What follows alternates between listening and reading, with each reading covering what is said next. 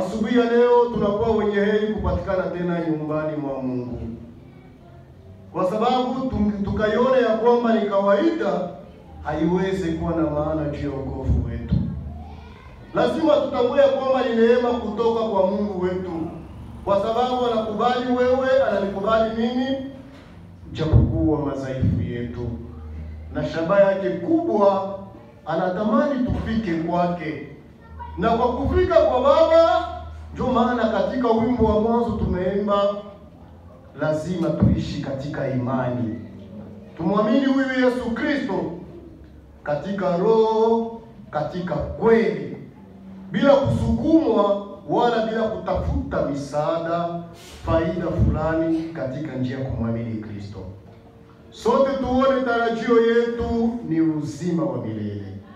Na hivi sababu ya hiyo, tutafute sasa kupatanishwa naye. Sababu tukapatanishwa na Yesu Kristo, tutakuwa wenye heri. Ndio maana katika wimbo umetoka kuimbwa na kuambia Bwana atufundishe kuelewa sauti yake. Wapendwa, unaweza itwa, unaweza sikia sauti nyingi, lakini sote haziwezi kukubeba kwenye wokovu. Hapana, utakuwa inakubeba kwenye upotevu. Unaweza kujifunza kuishi, kama utamani kuishi katika mapenzi ya Mungu, utaenda mbali na mapenzi ya Mungu na utapoteza wokovu wako. Lakini asubuhi ya leo wanakualika, wananialika mimi, tupate kuelewa nini yenye Mungu anataka. Na tukaielewa, tutajiachilia kuongozwa na Baba yetu. Tutampatia maisha yetu. Tutaishi jinsi Mungu anataka, na ujio yetu itakuwa yenye heri. Sababu alama zitaanza kuonekana. Mkusema yetu, mkutembea yetu, mkutenda yetu, watu wataelewa hawa wamegombolewa na Yesu Kristo. Na bila kwenda mbali, asubuhi ya leo neno yetu imekuwa na msingi wake ama somo yake yenye nasema uwepo wa Utatu Mtakatifu.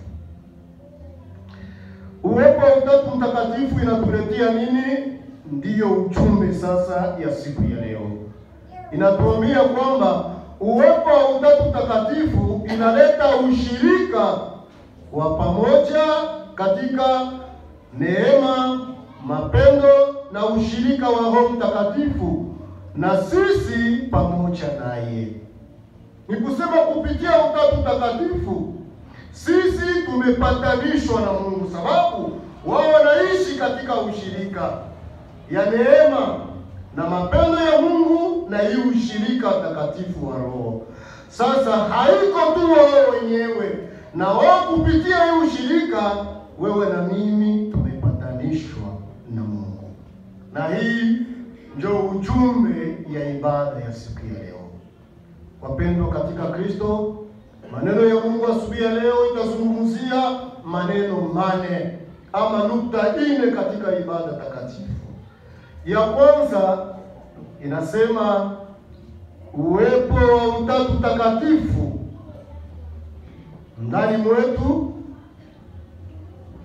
Na ya pili inatuambia juu ya neema ya Bwana wetu Yesu Kristo.